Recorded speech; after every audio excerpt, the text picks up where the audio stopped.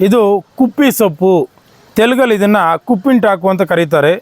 ಇದು ಎಷ್ಟು ಅದ್ಭುತವಾದ ಔಷಧಿ ಗಿಡಮೂಲಿಕೆ ಅಂದರೆ, ಎಷ್ಟೋ ಜನಕ್ಕೆ ಚರ್ಮ ರೋಗಗಳಿರುತ್ತೆ. ಅವ್ರಿಗೆ ಈ ಎಲೆಗಳೆಲ್ಲ ಕಿತ್ಕೊಂಬಂದು ವಾರಕ್ಕೆ 1-2 ಸಲ 3 ಸಲ ಚಟ್ನಿ ಮಾಡ್ಕೊಂಡು ತಿಂತಾ ಇದ್ದರೆ 1 ತಿಂಗಳು 2 ತಿಂಗಳಲ್ಲಿ 7-8 ಸಲ ತಿಂದರೆ ಆ ಚರ್ಮ ರೋಗಗಳು ವಾಸಿ ಆಗ್ತಾ ಬರುತ್ತೆ. ಅದೇ ರೀತಿ ಕಿವಿ ನೋವಿದ್ದವರು ಈ ಸೊಪ್ಪನ್ನು ಕೈಯಲ್ಲಿ ಒಸಗ್ಬಿಟ್ಟಾಗಲಿ ಅಥವಾ ಬೆಳ್ಳುಳ್ಳಿ ಇದು ಸೇರಿಸಿ ಅರ್ದುಬಿಟ್ಟು ಕಿವಿಗೆ ಹಾಕ್ಕೊತ ಬಂದರೆ ಕಿವಿ ನೋವು ಕಡಿಮೆ ಆಗ್ತಾ ಬರುತ್ತೆ.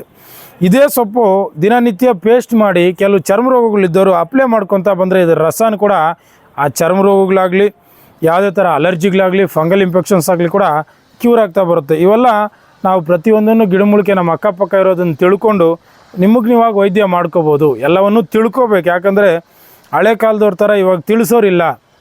ಇದೆಷ್ಟು ಅದ್ಭುತವಾದ ಔಷಧಿ ಗಿಡ. ಎಲ್ಲ ಸಮಸ್ಯೆಗಳು, ಕಿವಿ ನೋವು ಎಷ್ಟು ಕಾಲದಿಂದ ಇದ್ರೂ ಕ್ಲಿಯರ್ ಆಗುತ್ತೆ, ಚರ್ಮ ರೋಗಗಳು ಕ್ಲಿಯರ್ ಆಗುತ್ತೆ, ಹಚ್ಚೋದಕ್ಕೆ ಹೊಟ್ಟೆಗೆ ಎರಡಕ್ಕೂ ಇದೆ ಯೂಸ್ ಆಗುತ್ತೆ. ಇದನ್ನು ನೋವುಗಳಿರೋ ಪ್ಲೇಸಲ್ಲಿ ಕೂಡ ಇದರ ರಸ ಹಚ್ಚುತ್ತಾ ಬಂದರೂ ಕೂಡ ನೋವುಗಳು ಕೂಡ ಕಡಿಮೆ ಆಗುತ್ತಾ ಬರುತ್ತೆ. ಇದನ್ನು ನಿಮಗೆ ನೀವಾಗ ಮಾಡ್ಕೊತ ಹಚ್ಕೊತಾ ಇರಿ, ನಿಮ್ಮ ಸಮಸ್ಯೆಗಳು ಕ್ಲಿಯರ್ ಆಗ್ತಾ ಹೋಗುತ್ತೆ.